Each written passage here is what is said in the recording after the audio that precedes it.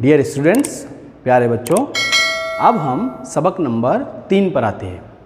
हम सबक नंबर 2 तक पढ़ चुके हैं। अब सबक नंबर 3 जो है हमारे सामने वो है जमा और तफरीक, मतलब ऐड करना और सबट्रैक्ट करना।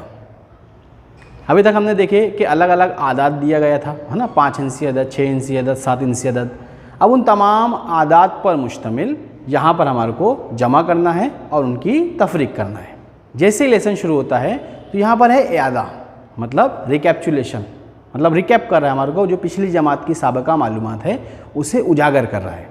तो उसके मुताबिक पहला सवाल है, ये देखिए पहला सवाल मैंने लिखा है यहाँ पर कि क्रिकेट के एक मैच के लिए पहले दिन 23,456 और दूसरे दिन 14,978 टिकट फ़रोख्त हुए, तो कुल कितने टिकट फ़रोख्त हुए? बच्चों एक सवाल है, इबारती सवाल है कि क्रिकेट का एक मैच है, उसके लिए टिकट की फ़रोख्त का हमारे को क्या दिया हुआ है, डाटा दिया हुआ है, उसकी मालूमात दी हुई है, उसकी इन्फॉर्मेशन दी हुई है कि पहले दिन कितनी बिकी। पहले दिन बोलता है 23,456 बिकी टिकट, दूसरे दिन कितनी बिकी 14,978। अब कहता है टोटल टिकट कितनी फ़रोख्त हुई। तो बच्चों बहुत आसान सवाल है, हमें हल लिखना है। हमने हल लिखा, जो पहले दिन टिकट फ़रोख्त हुए थे हमने उसे लिख दिया कि 23,456 टिकट पहले दिन फ़रोख्त हुए थे। दूसरे दिन जो टिकट फ़रोख्त हुए वो लिख दिया हमने 14,978, दोनों को जमा कर दिया। दोनों को जब हमने जमा किया तो हासिल जमा आया 38,434, यानी उस मैच के लिए कुल टिकट जो थी 38,434 फ़रोख्त। इस तरीके के जो सवाल होते हैं उसमें सिर्फ हमारे को ये करना रहता है, जो भी गिवन इन्फॉर्मेशन है, जो दी गई मालूमात है, हमें सिर्फ उनको जमा करना होता है। जिस तरीके से हमने यहाँ किए कि पहले दिन के टिकट जितने फ़रोख्त थे उन्हें लिखा और दूसरे दिन जितने टिकट फ़रोख्त हुए उन्हें लिखा और हासिल जमा हमारे पास आ गया। इस तरीके से ये सवाल ख़त्म होता है और ये हमारा रिवीजन था, ये हमारा साबिका मालूमात पर मुश्तमिल सवाल था। अब हम देखते हैं मश्क नंबर 7, उसमें सिर्फ कहता है जमा कीजिए। वहाँ पर मश्क नंबर 7 में जो जमा करना है 4 सवाल है, मैंने यहाँ 3 लिखा है, एक आप लोग करेंगे। तो खड़ी तरतीब में भी नंबर्स को दिया गया है, हिंसों को दिया गया है, आदात को दिया गया है। अब हिंसे से हिंसों को मिलाना है और जमा करना है। इस तरीके से मैंने यहाँ पर जमा करके बताया है। ये आप लोग भी मुझे उम्मीद है कर लोगे, बहुत आसान सवाल है। अब देखिए बच्चों, अब यहाँ पर हमारे पास सवाल है। सवाल क्या कहता है, जमा कीजिए। जमा किसको करना है? पहला अदद है 26,42,073, इसमें जमा करना है किसे? 7,39,478।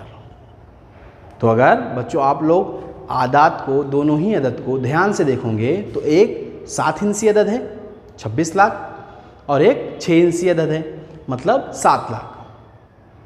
देखिए उसके बाद मैंने यहाँ पर एक बॉक्स बनाया है और उसमें खड़े खड़े कॉलम पड़ा है ना, मतलब एक बॉक्स में मैंने उमूदी सुतून पढ़ा है और उन हर एक सुतून के अंदर मैंने लिखा इकाई, दहाई, सैकड़ा, हज़ार, 10,000, लाख, 10 लाख। अब हमने क्या किया, जो पहला वाला अदद था हमारा 26,42,073, इसे प्लेस किया यहाँ पर, इसे यहाँ पर लिखा, मकाम के एतबार से हिंसों को लिखा। जैसा 3 का मकाम इकाई का था वो अदद में, तो हमने इकाई में लिखा। 7 का मकाम दहाई था तो इसलिए उसको दहाई पर लिखा। फिर सैकड़े के मकाम पर 0 था, हमने 0 लिखा। 1000 के मकाम पर 2 था, हमने 2 लिखा। इस तरीके से 10 लाख तक का हमने अदद को उनके मकाम पर लिख दिया। अब दूसरा देखिए 7,39,478 दूसरा अदद है, ये 6 इंची अदद है और ये लाख तक का अदद है। तो अब हमने यहाँ क्या किया कि इनको फिर उनके मकाम के एतबार से नंबर्स को, हिंसों को, उनके मकाम के हिसाब से हिंसों को लिख दिया कि इकाई के मकाम पर, दहाई के मकाम पर, सैकड़े के मकाम पर, इस तरीके से लाख तक के मकाम पर हमने लिख दिया। अब हम इसे जमा करते हैं। जब हमने जमा किए तो हमारे पास ये हासिल जमा आया 33,81,551। बच्चों यहाँ पर जमा करना असल नहीं है, ये सवाल में जमा करके दिखाना ये कोई मतलब की बात नहीं थी। एक्चुअल में, असल में मकाम से मकाम को मिलाना, एक अदद में मौजूद हिंसे के मकाम को दूसरे अदद में मौजूद हिंसों के मकाम को मिलाना, ये इम्पोर्टेंट था, ये अहम था। इसलिए ये बॉक्स बनाया गया और बॉक्स में ये सुतून पड़े गए। देखिए बच्चों, अब हमारे सामने है दूसरा सवाल, सवाल नंबर 2। उसमें भी जमा करना है। अब उसके हम अदद को पढ़ते हैं पहले। उसका अदद क्या है? एक है 1,43,057। इसके अंदर जमा करना है किसे? 4,21,689। तो इस सवाल को भी हल करने के लिए पहले हमने एक बॉक्स बनाया। बॉक्स बनाने के बाद उसमें उमूदी सुतून पढ़ा, यानी खड़े खड़े कॉलम पढ़ा, और उसमें इकाई, दहाई, सैकड़ा, हज़ार, 10,000, लाख, 10 लाख, इस तरीके से हिस्सों के मकाम को लिखा। और उसके एतबार से जैसा 1,43,057, इस अदद के तमाम ही हिस्सों को उनके मकाम के एतबार से यहाँ लिख दिया।